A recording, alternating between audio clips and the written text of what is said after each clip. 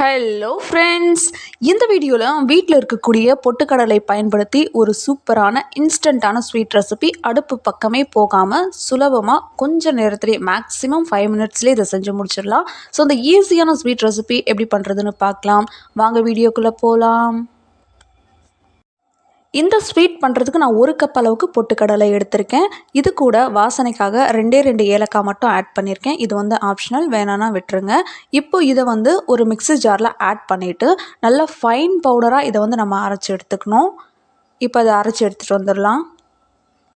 பாருங்கள், தண்ணி எதுவுமே சேர்க்காமல் நல்லா ஃபைன் பவுடராக அரைச்சி எடுத்துகிட்டு வந்தாச்சு. இப்போ இதை வந்து வேறு ஒரு பவுலுக்கு மாற்றிக்கலாம். உங்களுக்கு ஃபைன் பவுடராக இதை அரைக்க வரல அப்படின்னா நீங்கள் இதை வந்து சலிச்சிட்டு கூட இதை பயன்படுத்திக்கலாம். நல்லா சாஃப்டாக அரைச்சி எடுத்துக்கோங்க.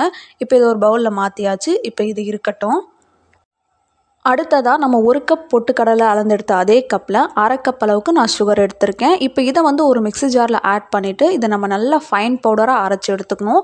1 கப் பொட்டுக்கடலைக்கு 1/2 கப் சுகர்ன்றது கரெக்டான அளவு. பாருங்கள், நல்லா இந்த மாதிரி நல்லா ஃபைனாக இதை வந்து நம்ம அரைச்சி எடுத்துக்கணும். கொஞ்சம் கூட ஒரு மாதிரி நரன்னு இருக்கக்கூடாது. சுகரை பொறுத்த வரைக்கும் நம்ம அரைக்கிறப்போ அது அரைஞ்ச மாதிரி தான் இருக்கும். அதுக்கப்புறம் பார்த்தோன்னா கொஞ்சம் நரன்னு இருக்கிற மாதிரி இருக்கும். அந்த மாதிரி இல்லாமல் நல்லா ஃபைனாக அரைச்சிக்கணும். இப்போ இதையும் வந்து அந்த பவுலில் ஆட் பண்ணியாச்சு. இந்த பவுலில் ஆட் பண்ணதுக்கப்புறமா அந்த பொட்டுக்கடலை மாவும் சுகரும் வந்து நல்லா மிக்ஸ் ஆகிற மாதிரி நம்ம அதை நல்லா மிக்ஸ் பண்ணி விடணும்.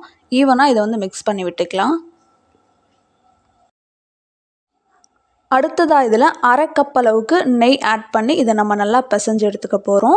உங்களுக்கு நெய் ஆட் பண்ணுறதுக்கு விருப்பம் இல்லை அப்படின்னா நீங்கள் காய்ச்சி ஆற வச்ச பால் கூட 1/2 கப் அளவுக்கு யூஸ் பண்ணிக்கலாம். அதாவது 1 கப் பொட்டுக்கடலைக்கு வந்து நம்ம 1/2 கப் சுகர் யூஸ் பண்ணுறதுனால அதே அளவுக்கு, அதாவது அதே 1/2 கப் அளவுக்கு நெய்யோ அப்படி இல்லைன்னா 1/2 கப் அளவுக்கு பாலோ ஆட் பண்ணி இதை வந்து நம்ம நல்லா பிசைஞ்சு எடுத்துக்கலாம். நல்லா சப்பாத்தி மாவு பதத்துக்கு இதை வந்து நம்ம பிசைஞ்சு எடுத்துக்கணும். உங்களுக்கு பாலோ இல்லை நெய்யோ அதிகமாக தேவைப்படுது அப்படின்னா நீங்கள் கொஞ்சம் சேர்த்து கூட இதை நல்லா பிசைஞ்சு எடுத்துக்கலாம். அப்படி இல்லைனா ஒரு 1/4 கப் அளவுக்கு பால், ஒரு 1/4 கப் அளவுக்கு நெய், அந்த மாதிரி ரெண்டுத்தையும் மிக்ஸ் பண்ணி கூட நீங்கள் பிசைஞ்சு எடுத்துக்கலாம். எப்படி பிசைஞ்சாலும் பரவாயில்ல தான். ஆனால் சப்பாத்தி மாவு பதத்துக்கு பிசைஞ்சு எடுத்துக்கோங்க. நல்லா இந்த மாதிரி இருக்கணும்.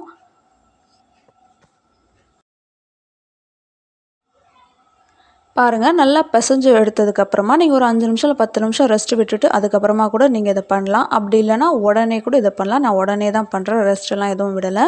இதிலேருந்து கொஞ்சமாக மாவு எடுத்து இதை வந்து நல்லா லட்டு மாதிரி ஃபஸ்ட்டு ரெடி பண்ணி எடுத்துக்கலாம்.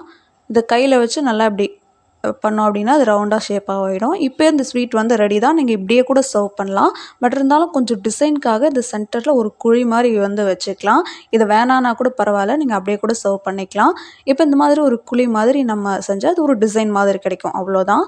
இதே மாதிரி மீதி இருக்கக்கூடிய எல்லா ஸ்வீட்டையுமே வந்து நம்ம ரெடி பண்ணி எடுத்துக்கலாம். அவ்வளோதாங்க, நம்மளுடைய பொட்டுக்கடலை ஸ்வீட் வந்து ரெடி ஆகிடுச்சு. இதை நீங்கள் கண்டிப்பாக செஞ்சு பாருங்கள். இதோடைய டேஸ்ட் வந்து ரொம்பவே நல்லாயிருக்கும். செஞ்சு பார்த்துட்டு ஃபீட்பேக் சொல்லுங்கள். வேறு ஒரு வீடியோவில் பார்க்கலாம். பாய்.